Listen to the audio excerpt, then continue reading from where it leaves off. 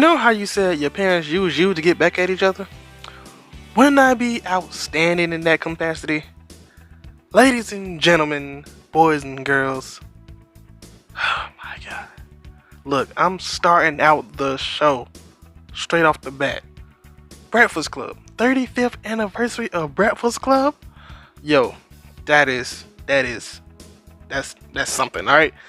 30 years of the Breakfast Club, which is one of like John Hughes is like one of my favorite directors, but as one of him being one of my favorite directors and producers and writers, he wrote The Breakfast Club, and Breakfast Club was one of his favorite movies, one of his most prolific movies, and maybe my favorite movie of them all. Honestly, I like 16 Candles as well, but I guess 16 Candles more of a girls type of movie, I guess you can say. I don't know, but I really do enjoy John Hughes' movies, especially this one. But 35th anniversary of Breakfast Club. I'm just gonna run through some of this stuff real quick. Starring Emilio Estevez, Paul Gleason, Anthony Michael Hall, Judd Nelson, Marlon Ringwald, and Ali Sheedy. This takes place in a library that they built in the gym. I forgot why they said they built it. I think because of the team needed it or something. But yeah, just for further notice, if they do like because they had this series called Movies That Made Us. I really want them to do a Movies That Made Us about this movie because it is such a classic. And they already did Home Alone. That's one John Hughes movies down. Let me see. The budget of this movie was $1 million, and at the box office they got 51.5 million. So they made it back, all right. So basically, 5 students get detention at Schremer High School in Illinois, which was a high school, but now it's actually a police station. So you can't really go there, and also the back area of the football field where he does the fist pump at, they like totally tear that down. I think they should at least kept it there for like, because they know people gonna go there. That's like Back to the Future. Your house is the Back to the Future house. You know people are gonna go there that certain day. So maybe I'm pretty sure there's gonna be a lot of people on that field tomorrow. Today doing the fist pump in honor of the Breakfast Club. But anyways, you got 5 teenagers in detention for different things. You got the basket case, the pretty girl, the jock, the nerd, and the, I guess call him crazy guy. I don't even know. I think he's just crazy. But this movie does have the Brat Pack. The Brat Pack is usually around the Molly Ringwald and Anthony Michael Hall, Judd Nelson, that crew, kind of like that crew. If you know the different movies that they are all in, you know what I'm talking about.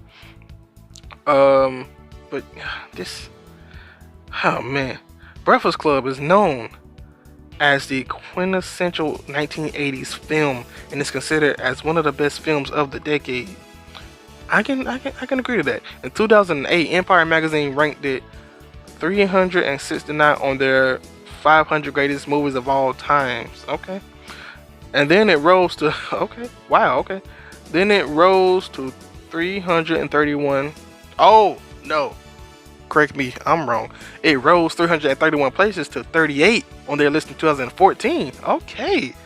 The New York Times placed this film on its best 1,000 movies ever list, and Weekly Entertainment ranked this film number 1 on this list of best 50 high school movies. Of course, that one is number 1. Wow, I'm trying to think. That was number 1. Maybe 16 Candles and all the movies that John Hughes did, and then maybe if you want to do like some of the newer type of films, like we'll get back on that one.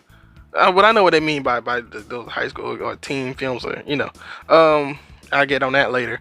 But yeah, this movie is very legendary. Of course, you have Simple Minds, Don't You Forget About Me. Oh man, that is such a great song. That's why I wanted to start everything with that song, because that song is good. And by the way, did you know Women cannot hold they smoke. I can't even do it like you do it. Chicks cannot hold their smoke. That's what it is. But I don't even know why I tried. Oh my gosh, just 35 years. 35. I really wish John Hughes was here to. Oh man. Sometimes it just makes you think. Let me see. I'm gonna look up this. I'm gonna look it up to see what do I know about this movie, right? David Bowie does have a quote at the beginning of the movie, of course. The principal, Paul Gleason, he was the principal, Vernon. I like his back and forth. Him and Benders, their back and forth are actually very great. And if you're watching the freeform version or whatever version that you're watching, ABC Family, he's gonna say freak and not the actual word. So it's funny when they of course try to cross it out. But this movie is just it's iconic, and they're not even doing anything. It's not like they got to get out of school before so and so to stop so and so, or they have to do so and so. It's just no, we just in detention and we're kids. They literally are doing nothing at all. I mean, of course they have the famous many of people try to do this scene where they are running down the hallway and they're running from the teacher, and the teacher is like right there, and they go in, and then they like, I don't even know if I can explain it. It's like they go in, they see the sliding thing, so then they run back the way that they came. It's that scene in the hallway is you know that's one of the most iconic scenes. Like literally, if you were watch Victorious. Victorious did a whole like Breakfast Club parody episode. A lot of things have parodied the Breakfast Club. Let me just see. Dawson's Creek, okay, Psych, Vampire Diaries, Bob's Burgers, Victorious, and they got a lot of. I got a couple others. Let's see. X Play.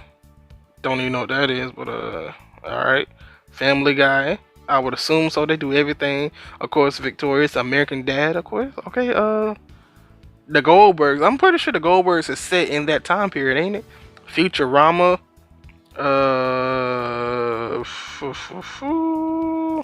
Bob's Burgers. I didn't name that one. How I Met Your Mother. So yeah, they do have like a lot of influence on a lot of different things. Oh my gosh, that's just. Yeah, the Breakfast Club is so it's quotable too. It's very quotable. Honestly, I might just do a reaction to that movie because I just like it so much. I wish I could have recorded my first time watching it. I wish I could have, because like it is not a movie that you. It's not one of those movies that's action at all. It's literally no action, no nothing. It's just how people of that age talk and communicate, especially like, oh man, that's why I like that genre so much. But